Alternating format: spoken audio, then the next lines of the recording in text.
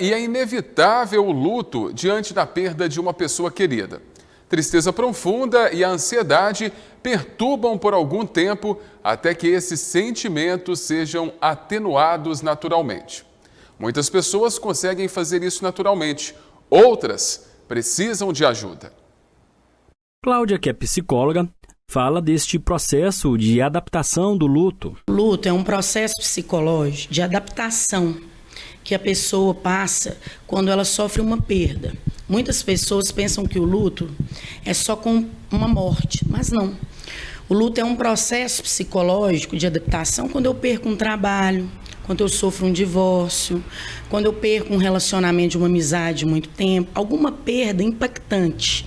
Então, às vezes eu posso perder uma chance numa carreira, perder dinheiro, por exemplo, investimento numa bolsa, quando você faz algo e é bem significativo, bem impactante na sua vida.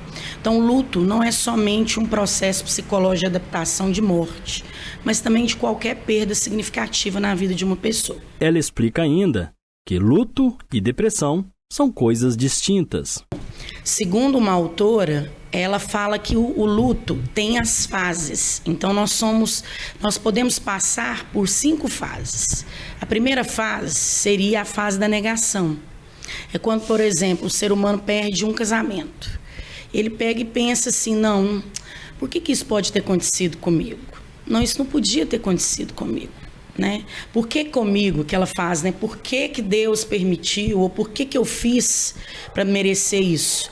Então, a fase primeira é a negação. A segunda é a raiva. O ser humano começa a passar pelo processo de ter um sentimento de irritabilidade, começar a falar por quê e muitas vezes fica agressivo no jeito, hostil de responder às pessoas. Depois a pessoa passa pela fase da negociação. É que ela pensa, nossa, e se eu tivesse feito aquilo no meu casamento? Será que eu teria terminado?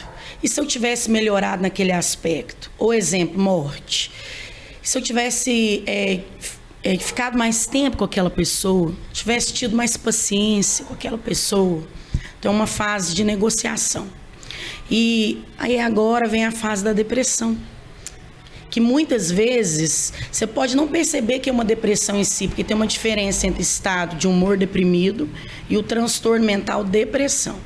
Então a pessoa passa pela fase da tristeza, da introspecção, dela ficar ali com sentimentos de tristeza, ficar desesperançosa, ficar cabisbaixo, que isso tudo é um processo significativo daquilo que ela precisa elaborar. O que eu perdi? O que eu não vou ter mais? Qual que é a minha dificuldade agora? Não é porque eu não quero enfrentar isso? É porque eu não consigo viver sem isso? Como que vai ser minha vida daqui para frente? E a última fase, que é a mais importante, mas que ela demora, é a fase da aceitação, Luiz. Né? Que a aceitação é muito importante. E a aceitação, ela não é gostar. Tem muitas pessoas viram para mim e falam, Cláudia, você está falando que eu preciso concordar com aquilo que eu perdi? Que eu preciso gostar? Não. Aceitar é entender que a minha experiência no momento desagradável não tem como ser mudada.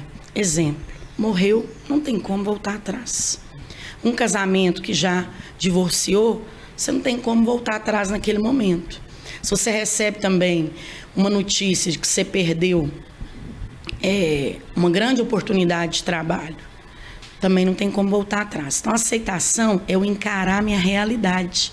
Se ela é triste, se ela é complicada, se ela é difícil, e pensar o que eu vou fazer para me adaptar melhor. Esse é o processo do luto, que é devagar. A pessoa vai aprendendo como lidar melhor com aquela perda. E cada um no seu tempo. Por isso, a ajuda de um profissional é fundamental no tratamento. Você pode passar pelo luto de uma forma, eu posso passar por outra.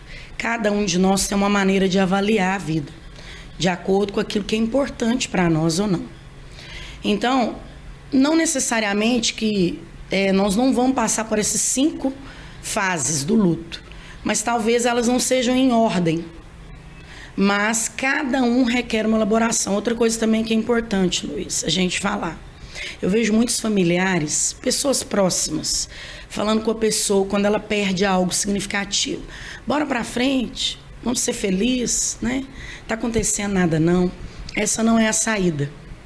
É importante você ficar do lado da pessoa e entender que ela encarar a dor, o que ela sente, o que ela está pensando é importante. Então eu dou uma dica para você que está nos ouvindo aqui na TV Cidade.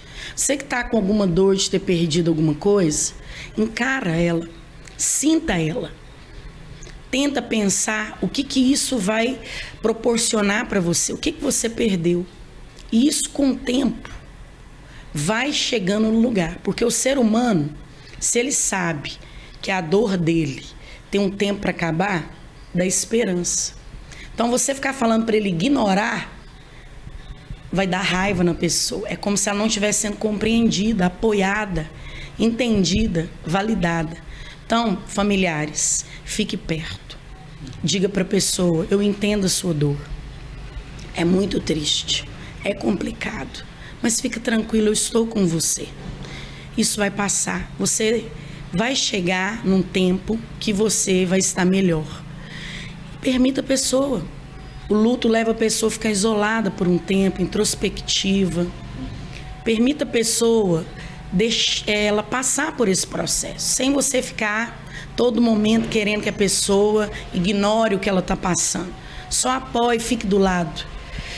Alguns lutos, por exemplo, um divórcio dramático, morte de uma mãe, de um pai, é muito importante você buscar a ajuda de um profissional.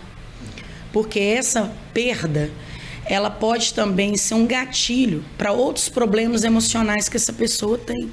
Exemplo, ansiedade, um problema de personalidade, né? Ideação suicida, porque muitos, quando sofrem, por exemplo, a perda de um ente querido, tem muitos que passam realmente pelo transtorno mental, depressão, e querem, né, tem a ideação suicida. Isso precisa ser olhado não como uma frescura, não como algo normal, mas sim como uma doença mental.